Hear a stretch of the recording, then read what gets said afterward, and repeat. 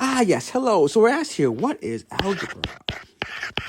Algebra. Well, algebra is a branch of mathematics, but really what makes algebra so powerful is it allows us to really solve really an infinite amount of problems at the same time. So, for example, we could have something like maybe a third grade problem, like say 276 divided by 12, and well, that is going to be equal to 23. Or we could have an algebra problem where we use a variable. A lot of times x is used as the variable, and we could have something like 2x squared plus 7x plus 6, and then we could divide that all by, let's say, x plus 2. And if we actually do this polynomial division, what we would actually get here is we would get, 2